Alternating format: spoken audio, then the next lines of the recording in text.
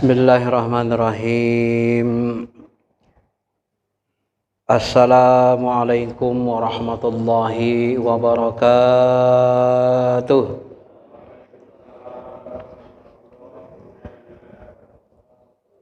Alhamdulillahi rabbil alamin wal aqibatu lil muttaqin. Allahumma salli ala sayyidina habibina syafi'ina wa maulana Muhammadin wa ala alihi wa sahbihi ajma'in. Bapak Ibu, sebelum kita mulai, mari kita baca Fatihah. Kita berwasilah dengan Ibu Al-Quran ini. Mudah-mudahan hajat kita yang baik ditunaikan Allah, dibukakan pintu ma'rifat kita, dilapangkan dada kita, serta diberikan ilmu hikmah yang bermanfaat hingga kita bisa taat sampai akhir hayat, berkumpul bersama Nabi dan sahabat, guru-guru kita yang soleh, keluarga kita yang soleh dan solehah hingga akhir hayat. Al-Fatihah. A'udzu billahi minasyaitonir rajim. Bismillahirrahmanirrahim. Alhamdulillahi rabbil alamin. Arrahmanirrahim. Maliki yaumiddin. Iyyaka na'budu wa iyyaka nasta'in. Shiratal ladzina an'amta 'alaihim.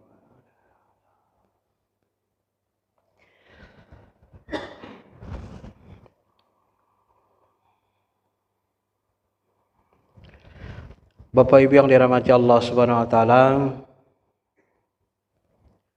kita lanjutkan kajiannya Faslul Ashir, pasal yang ke-10, fi bayan al-hujub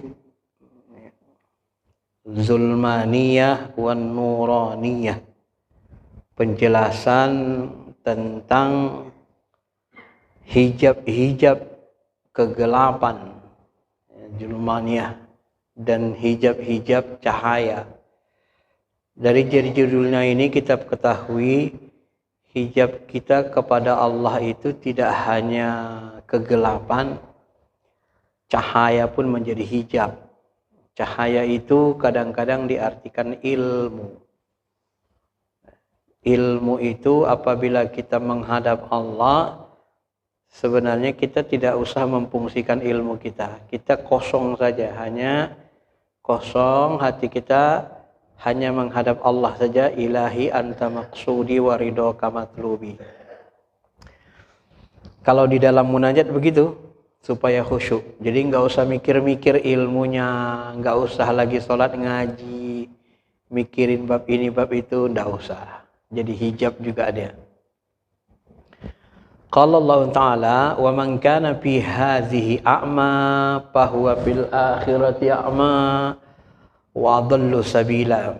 Allah Ta'ala berfirman, barang siapa di dunia ini buta, maka di akhirat pun dia akan a'ma, buta. Wa adallu sabila, dia akan menemukan jalan yang sesat. Al-Isra 17 ayat 72.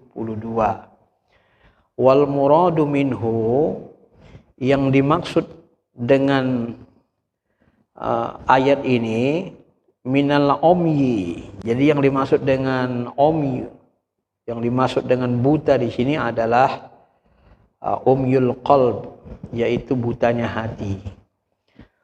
Jadi bukan buta mata. Kalau buta mata kita di dunia ini, di akhirat nggak ada hubungannya, Pak. Sakit fisik itu tidak akan mempengaruhi kondisi jiwa raga kita nanti di akhirat. Yang sangat mempengaruhi itu adalah sakit kolbu, butanya rohani kita. Itulah yang disebut Allah Subhanahu wa taala, kama Allah Ta'ala, qala Allah Ta'ala, fa innaha la ta'mal absar walakin ta'mal qulubul lati bis sudur. Al-Hajj 64, surah Al-Hajj nomor 22, surah nomor 22 ayat 46.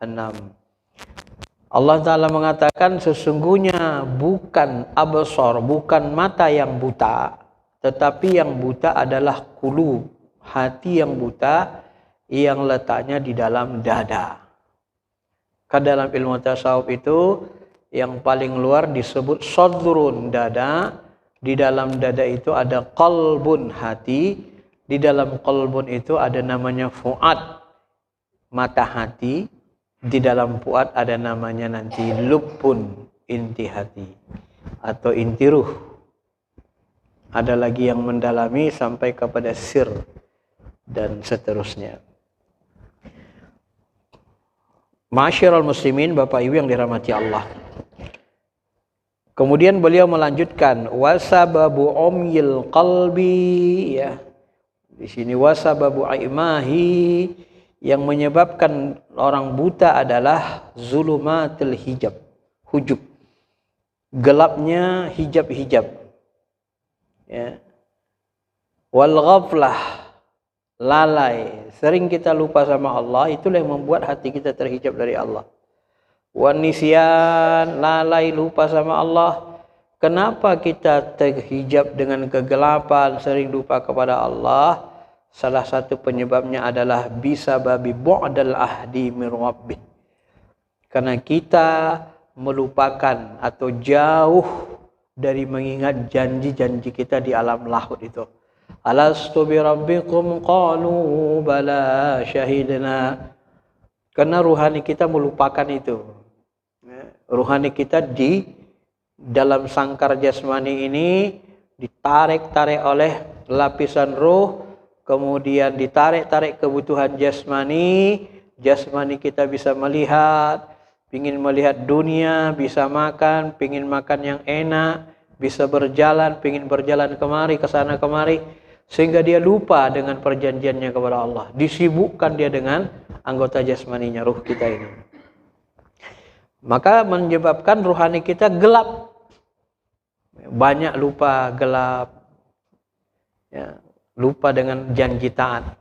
Maka di dalam Sayyidul Istighfar itu kan jelas dikatakan, Allahumma anta rabbi la ilaha illa anta khalaqtani wa ana abduka wa ana ala ahdika. Aku hambamu ya Allah, aku ala ahdika, di dalam perjanjian kepadamu untuk taat. Wa wa'dika mastata'tu, aku sudah berjanji untuk mentaatimu semampu aku. Jadi Sayyidul Istighfar itu kalau kita bacakan bisa menghapuskan dosa. Dalam sebuah hadis disebut kalau pagi kita baca dengan serius, dengan khusyuk, meninggal kita di hari itu, meninggalnya dimasukkan ke dalam surga. Ya. Hanya dengan sekali baca Sayyidul Istighfar dengan khusyuk. Karena di situ ada pengakuan. Aku mengakui aku hambamu. Aku mengakui segala nikmatmu. Abu laka bi ni'matika alayya wa abu bi dzambi. Aku mengakui aku dosa-dosaku. Ya. Ada ungkapan seperti tadi, wa wa'adika mastata'tu, aku berjanji sudah akan mentaatimu. Faghfirli. Di ujungnya baru ampunilah dosaku, fa innahu la yaghfiruz dzunub illa anta. Ini yang menyebabkan buta, karena selalu lupa dari Allah Subhanahu wa taala. Wa sabab al-ghaflah, adapun sebab-sebab ghaflah, lupa, lalai dari Allah, al-jahlu min haqiqil amril al-ilahi. Karena kita bodoh, tidak mau memahami, tidak mau mendalami hakikat ketuhanan Allah Subhanahu wa taala.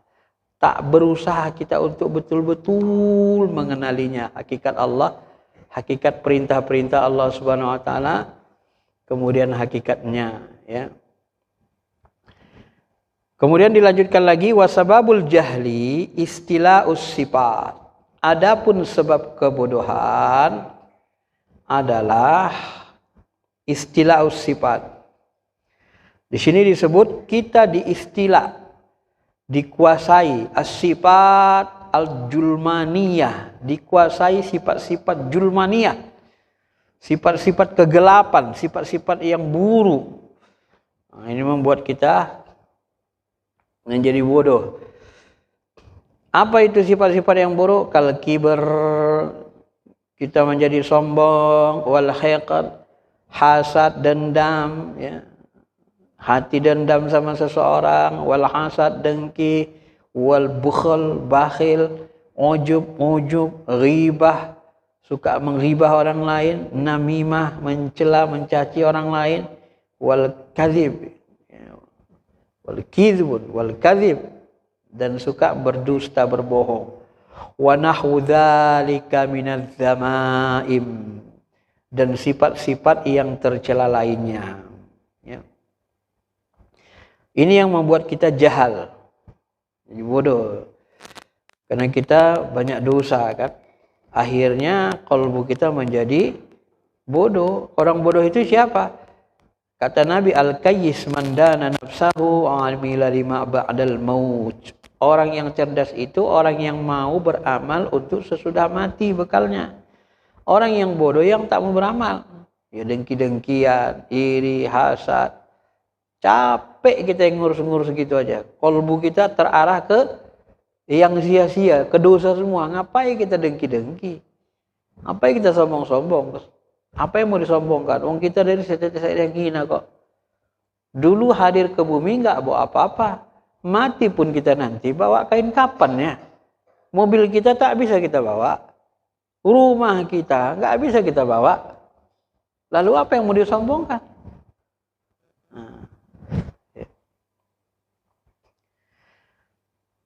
Maka orang yang cerdas itu kata Nabi, orang yang termotivasi beramal. Untuk apa? Untuk bekalnya sesudah mati. Ma'asyiral muslimin, Bapak Ibu yang dirahmati Allah Subhanahu wa taala.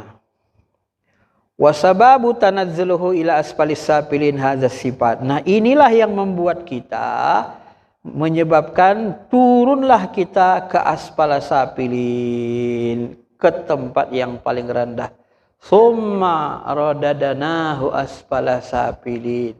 Tadi kita makhluk yang tinggi, tapi karena dilingkupi dengan hawa nafsu, sifat-sifat yang tercela, bodoh, lalai, maka jatuhlah kita kepada asfala safilin. Wa izalatu hadhihi sifat az-zamaim bitasqil mir'atal qalbi. Beliau mengatakan, ya, bagaimana cara kita izalahnya untuk menghilangkan sifat-sifat tercela ini? Sifat tercela ini, kata beliau, bitasqil. Kita bisa membersihkannya mir'atal qalbi. Kita bisa membersihkan cermin qalbu. Ya. Dengan apa? Dengan alat pembersih tauhid, mengesahkan Allah, wabil ilmi, dengan belajar dengan ilmu tauhid, ilmu mengenal Allah, ilmu mengenal syariatnya, wal amal, beramal soleh, wal mujahadah, bersungguh-sungguh, al qawiyah, ya. Jadi bersungguh-sungguh dengan sekuat tenaga, batinan wa zahiran, baik secara batin dan zahir. Bapak Ibu yang dirahmati Allah Subhanahu wa taala.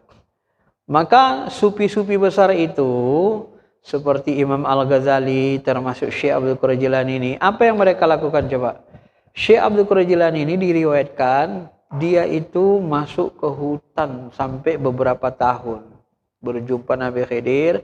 Dia tidak boleh menjumpai manusia, membersihkan kolbunya dulu. Nah, sesudah dia sudah mapan, bersih kolbunya, baru disuruh dia pergi ke Baghdad. Mengajar, belajar dan mengajar. Kenapa? Sebab kalau dia menceburkan diri kepada manusia dalam kondisi yang tidak ma'rifat, hati kotor, maka ini akan menghancurkan diri sendiri. Dari itulah kalau kita lihat, Nabi sendiri sebelum dia diangkat jadi Rasul, apa yang dia lakukan? Coba perhatikan apa yang dilakukan Nabi. Tahanus di Gua Hiro selama 3 tahun setengah. Apa fungsi tahanus? Fungsinya adalah membersihkan kolbu. Hanya tertuju hati itu kepada Allah. Mujahadal qawi. Sungguh-sungguh dengan sungguh-sungguh yang sekuat tenaga. Batinan wa zahiran.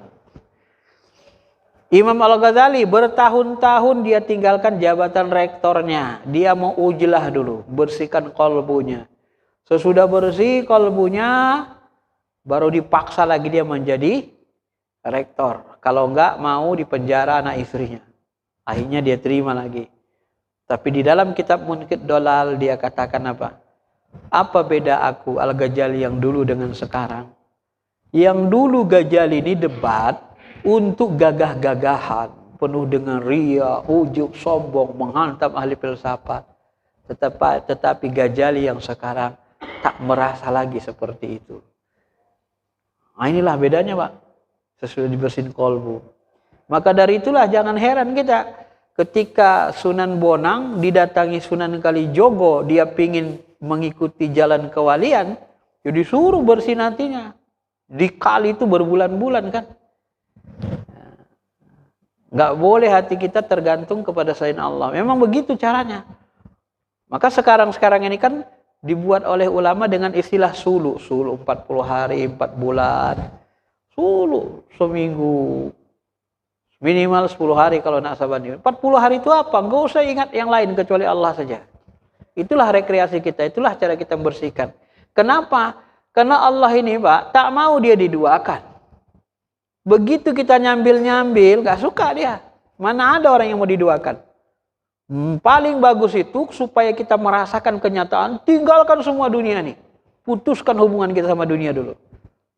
Sementara. Karena kita masih hidup di dunia. Ya sementara. 40 hari, 4 bulan. Udah bersih, udah baru terjun ke masyarakat lagi. Makan kita susah kan. Kalau 4 bulan gak kerja gimana nanti anak mau kuliah, istri mau makan katanya kan. Ya. Kalau orang Padang itu biasanya ada yang jualan dia laris jualannya bulan puasa tutup dia 1 bulan, Pak. Khusus dia beribadah. Ada yang model gitu kan. Gak dagang dia. Ada yang mujahadahnya sampai begitu ya. Sebenarnya bisa kalau kita mau. Itu tergantung ya mujahadatul qawiyah, tergantung kesungguhan kita. Kuat enggak hati kita secara zahir dan batin? Nah, kalau kuat hati kita secara zahir dan batin untuk membersihkan kalbu kita, menghilangkan ketergantungan hati dari selain Allah, patah suluh hayatal qalbi. Maka kata beliau, kita akan mendapatkan hasil hiduplah kalbu itu. Ya. Hidup kalbu kita binuril asma was sifat, dengan cahaya asma dan sifat Allah. Ya. Hidup kalbu kita binuril asma sifat. Payadhkuru wa tanahul asli, payashtaqu ilaihi payarji'u. Maka kata beliau, kalau sudah hidup kalbu dengan cahaya tauhid, dengan sifat-sifat Allah, maka manusia akan menjadi apa? Ingatlah dia waton aslinya. Ingatlah dia kampung halamannya dulu, alam lahud, payashtaqu. Maka dia pun menjadi rindu. Rindu ingin pulang kepada Allah. Payarji'u wa yasulu bi inayatir rahman. Maka ruhaninya pun rindu untuk kembali lagi bersama Allah, kembali lagi ke alam lahud. Karena dia sudah ingat, sudah bersih, ya ingat lagi dia asal dari tempat tinggalnya. Sehingga nanti dia mendapat pertolongan inayah ar-Rahman, Allah yang Maha Pengasih. Selanjutnya kata beliau, wa ba'da irtifa hadhil hujub az-zulmaniyah, ya, dan sesudah itu, setelah tabir gelap ini irtifa, terangkat, tabaqan nuraniyah, maka yang tersisa adalah hijab cahaya, tinggal cahaya.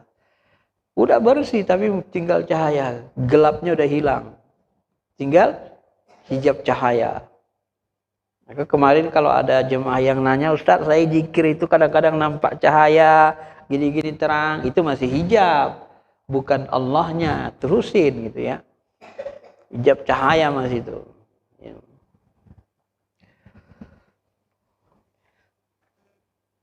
Wa yasiru basiran bi basiratir ruh wa munawwara bi nuril asma was sifat hatta tarpaul hujub nuraniyah tadrijan fa yunawwiru bi nuril azzat. Nah, di sini jelaskan beliau lagi kan. Apa kata beliau? Setelah hijab cahaya ini tersisa, Maka kata beliau, pada saat itu yasiru basiran, kita pun sudah mampu melihat dengan basirah, dengan mata ruh. Basiratir ruh. Inilah yang diinginkan sebenarnya. Ya, basiratir ruh, udah bersih, bercahaya, bersih kalbu kita, maka kita memandang Allah itu pakai mata ruh. Aktiflah ruh kita kembali. Nah, ingat dia sama Allah kan udah bersih. Ia mampu melihat dengan penglihatan ruh wa munawwaran, dan kemudian menerima cahaya nur asma dan sifat Allah. Allahumma salli ala sayyidina Muhammad. Begitu kita baca sholawat, langsung rasa rindu kita ke Rasulullah SAW. Karena asma, maqam asma itu, apa yang kita baca terasa nikmatnya dalam diri kita. Kalau kita katakan, Ya Allahu ya Rahman. Begitu kita katakan Ya Rahman, Ya Rahim, kita merasa di diri kita dari ujung kepala sampai ujung kaki itu benar-benar dirahmati, disayangi Allah. Itu maqam sifat. Hidup qalbu, merindinglah kita. Baca Al-Quran, taksyairuna juludul ladzina, sampai ke kulit kita pun kadang merinding. Nah, itu cita rasanya, Pak. Dalam ayat lain disebut, Iza dzukirallah wajilat qulubuhum, gemetar hati kita, ikut kadang badan kita gemetaran. Nah, merasakan kenikmatan. Itu tanda hidup. Nur asma, nur sifat Allah itu sudah masuk ke dalam qalbu kita. Kenapa? Karena memang sudah kita bersihin. Kalau nggak bersih, nggak bisa seperti itu, nggak bisa khusyuk, nggak bisa nikmat ibadah itu. Ciri-ciri orang yang menikmati ibadah, ciri-ciri orang yang bersih kalbunya, bisa dia menikmati ibadah. Ciri-ciri orang yang diterima ibadahnya, amal solehnya, apabila dia melaksanakan salat, ingat Allah, wajilat qulubuhum, gemetar hatinya. Itmainnul qulub, ala bizikrillah tatmainnul qulub, tenang hati itu dengan ingat Allah. Lapang pikirannya, tenang kalbu kita. Itu ciri-ciri asma nur, cahaya nur, asma dan sifat Allah itu sudah masuk ya ke dalam diri kita. Nah, sehingga kita nanti bisa melihat penglihatan ruh, melihat menerima cahaya asma dan sifat Allah, hatta tarpal hujub nuraniyah. Dan secara bertahap, hijab-hijab dalam bentuk cahaya tadi akan sirna dengan sendirinya, tadrijan, bertahap. Ya. Dan pada akhirnya nanti payunawwiru binurizzat, maka bisalah kita memandang cahaya zatnya. Inilah yang disebut ulama maqam zat atau mendekati zat. Inilah yang kita sebut bab sebelumnya. Itu kita bisa melihat ya bukan mataharinya langsung, tapi kita lihat cahaya mataharinya. Wah. Karena zat itu tidak terpisah dari sifat. Maka dalam waktu Isra Mi'raj Nabi Muhammad ditanya oleh Abu Dzar, "Ya Rasulullah, apakah engkau melihat zat Allah?" Nah, kata Rasul, "Bagaimana aku melihat zatnya? Aku melihat cahaya." Itulah cahaya nur zatnya. Ya. Dan melihatnya memang pakai mata hati, Pak, qalbu. Jadi kita harus zikir ini ya harus melalui itu. Ada hijab kegelapan, nanti baru hijab cahaya. Setelah hijab cahaya baru terbuka, baru kita bisa menangkap cahaya zatnya. Disitulah kita merasakan Allah itu benar-benar sangat nyata.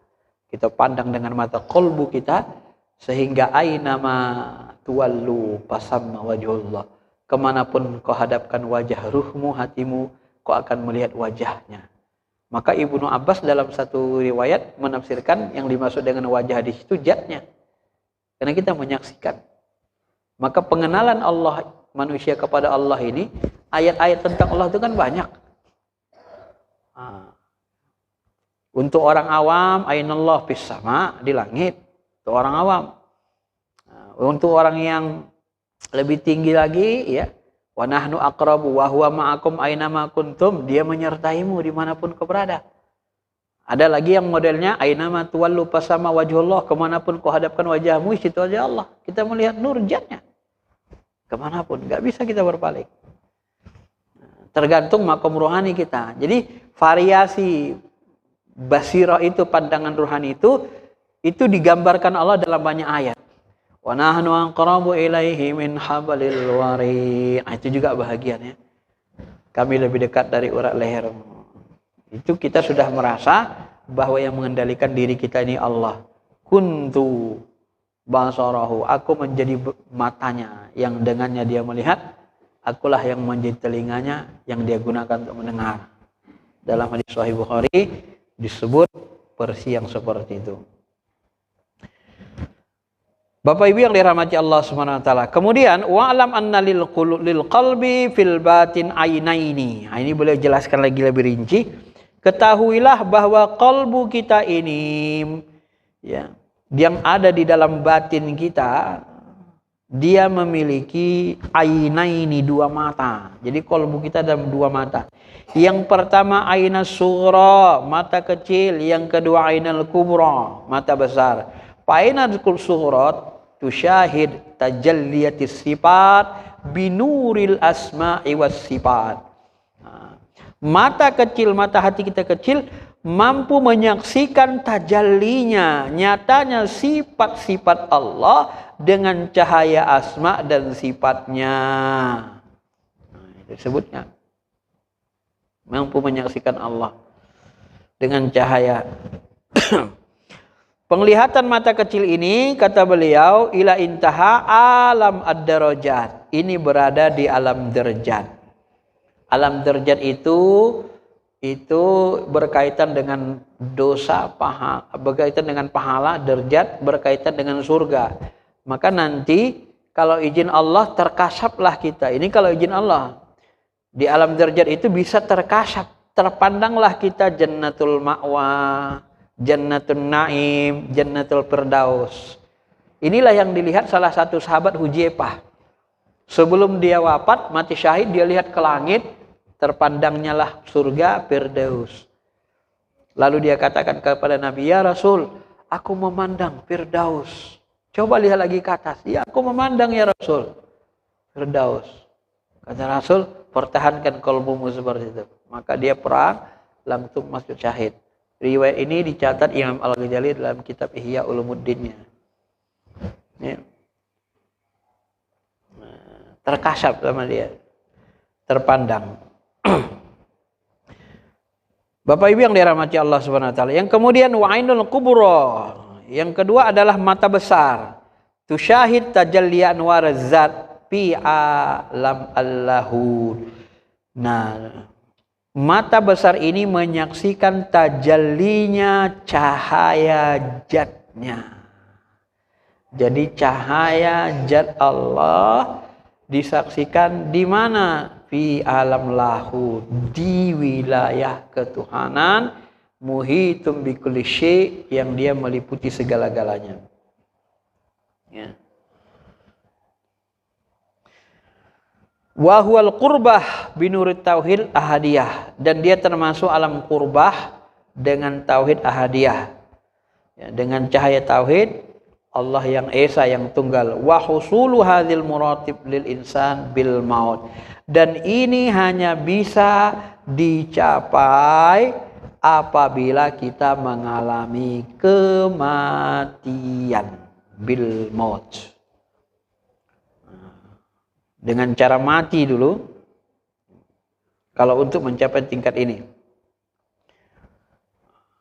Atau kata beliau, wa qablal maut bil fana. Kalau sebelum mati dengan cara apa? Dengan cara fananya. Min basyariyatin nafsaniyah. Fananya kita dari sifat kemanusiaan diri kita. Wa wusulul abdi ila dzalikal albi qudratul inqita' binal basyariyat nafsiniyah. Dan untuk sampai seorang hamba kepada makom ini, alam ini, ya dengan cara apa? Biqadril inqita'. Dengan cara memutuskan ya, hubungan dirinya, ruhnya dengan basariahnya, sifat-sifat hawa nafsu kemanusiaannya. Inilah yang saya sebut tadi, perlunya kita suluk atau ujilah tadi itu. Seperti Nabi, ujilah di Gua Hiro, seperti Sunan Kalijaga, meninggalkan segala urusan sementara waktu. Kenapa? Itu kita putuskan hubungan dari hawa nafsu, dari dunia. Hanya Allah saja.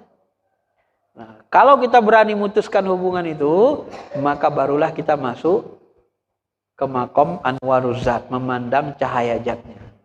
Maka nanti kalau kita tidak sampai ke situ, sesudah mati nanti.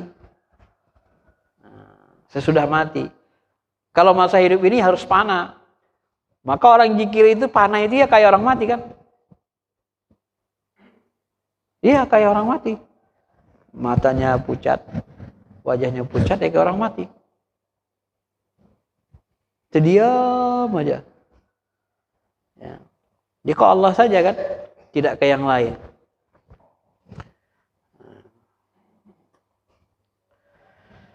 Walaysa makna lusul ilallah ta'ala. Kemudian beliau lanjutkan lagi.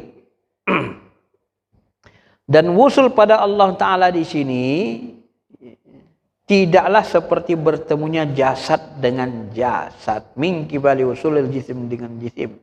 Walal ilmi bil ma'lum, walal akal bil ma'kul, walal waham bil mauhum. Jadi yang dimaksud dengan sampai kepada Allah di sini tadi, melihat, memandang anwaruz zatnya, cahaya zatnya, bukan seperti jisim ketemu jisim. Jisim kita bertemu jisim Allah, bukan begitu. Bukan ilmu ketemu dengan orang yang punya ilmu, ya. Pengetahuan dengan bertemunya dengan pengetahuan kita, bukan akal dengan yang dipikirkan, bukan dugaan dengan yang diduga.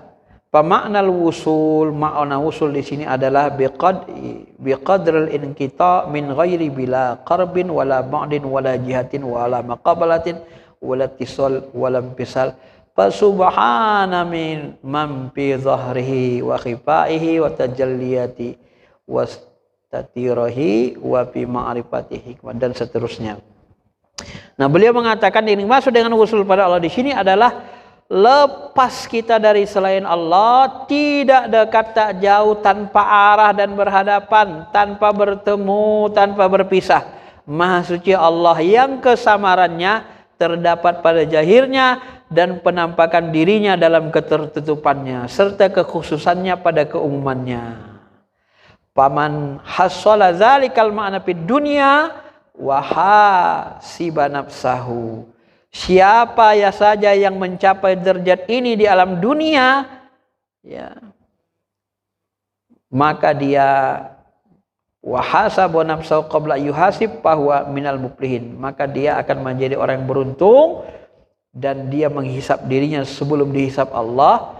Wa illa pala, tapi kata beliau apa lagi lanjutannya, beliau mengatakan, ya, tapi kalau tidak, wa illa pamustaqbilah uqubati min azabil qabri, tapi kalau tidak mencapai ini, maka kita akan menemukan beratnya azab kubur, wal hasyar wal hisab wal mizan was sirat wa ghairu dzalika min syada'idil akhirah.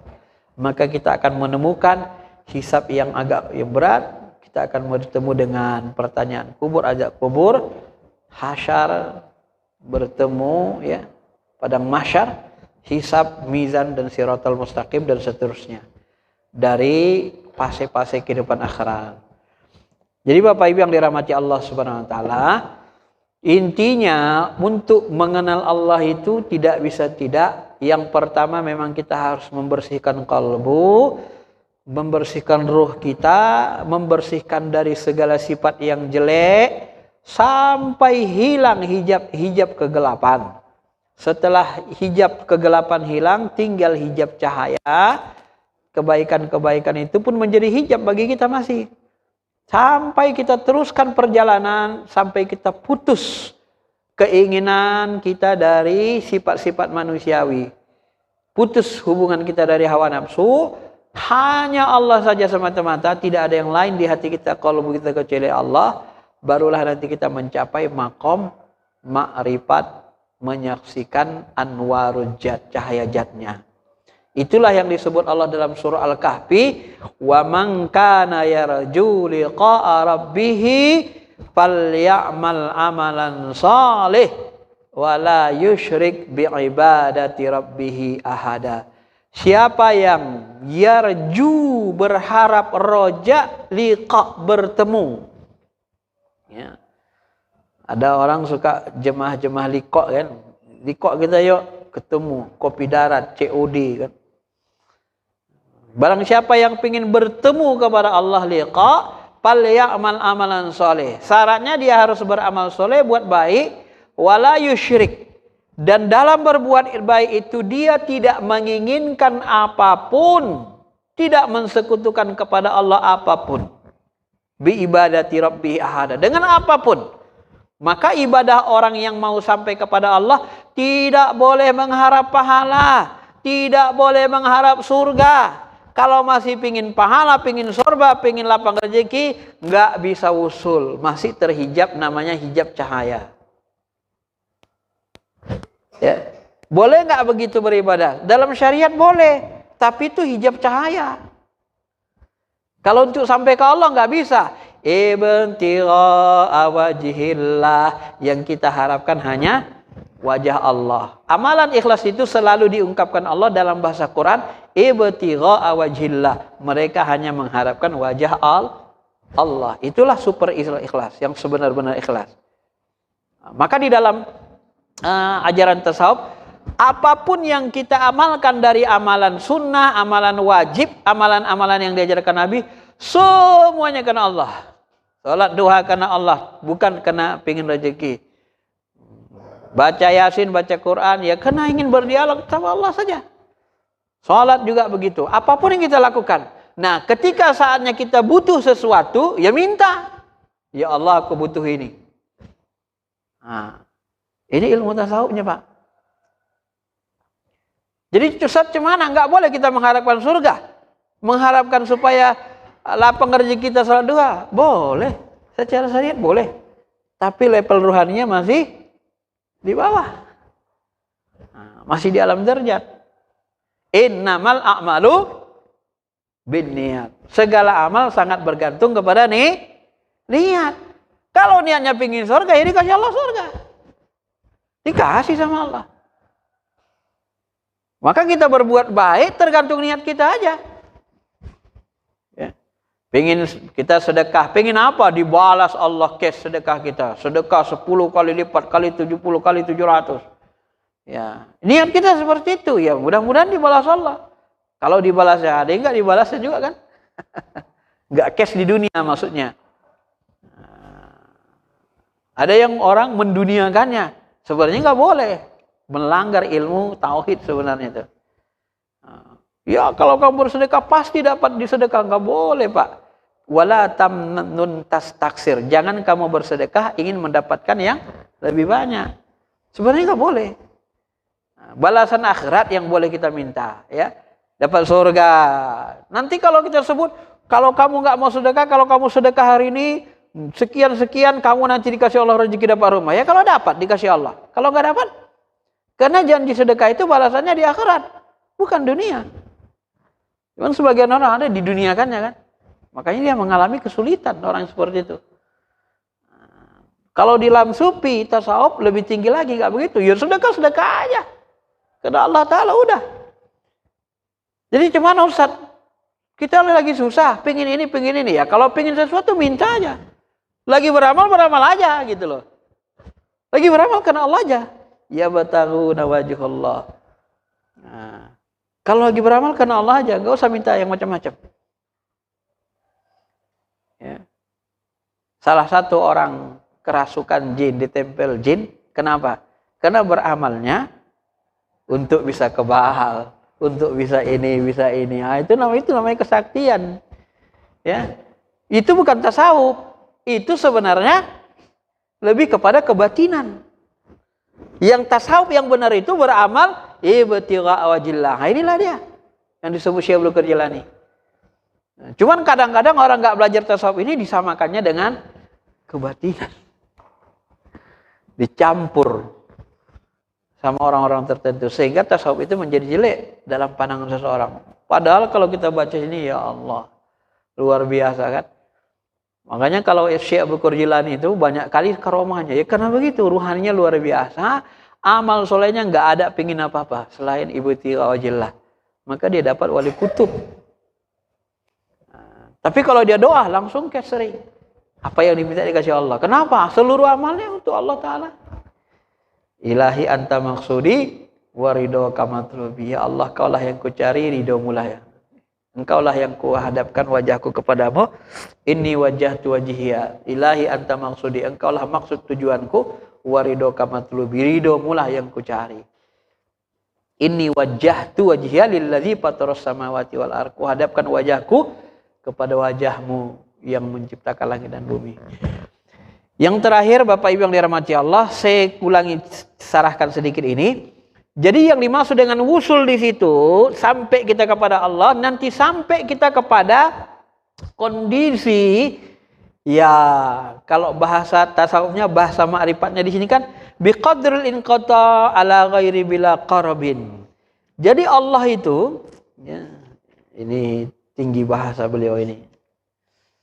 Beliau membahasakannya kan dengan bahasa qalbu. Apa dia sebut di sini? Jadi Allah itu katanya kita lepas dari selain Allah, kemudian tidak dekat, tak jauh, tanpa arah, tanpa berhadapan, tanpa bertemu. Itu artinya apa?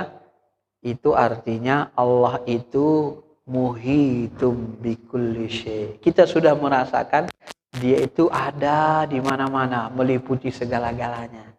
Gak ada arah dia. Allah tuh gak ada arahnya. Gak bertempat, gak berjisim. Sampai kita makom itu. Sampailah, maka makom puncak ilmu ma'rifat tuh, di balik ruang kosong ini ada zatnya yang meliputi segala-galanya. Gak terjangkau akal kita. Yang bisa kita lakukan memandang nur zatnya saja. Ternyata engkaulah semuanya ya Allah. Engkaulah yang mengendalikan, mengatur semuanya. Maka kata Abu Bakar, sebelum aku melihat sesuatu, aku melihat Allah di baliknya. Kata Umar, setiap aku memandang sesuatu, kalau Umar kan, dia pandang dulu sesuatu, baru dia pandang Allah. Kalau Abu Bakar enggak. Sebelum dia pandang sesuatu, dia pandang Allah dulu. Nah, itu ma'rifat Abu Bakar. Sebelum dia pandang sesuatu, dia pandang Allah dulu. Karena di balik segala-galanya itu ada zatnya, ada dia. Yang tak terjangkau akal. Gak ada arah, gak ada, dan seterusnya. Saya kira itu saja penjelasannya Bapak Ibu. Jadi kalau ada orang mengatakan Allah itu bertangan, berkaki, mohon maaf. Kalau dalam ilmu tasawuf ini pengetahuannya sangat awam sekali. Ya, sangat awam sekali. Tapi dalam ilmu tasawuf. Maka Syekh Abdul Qadir Jilani menjelaskan begitu. Sudah di makom nur zat. Silakan kalau ada yang mau bertanya.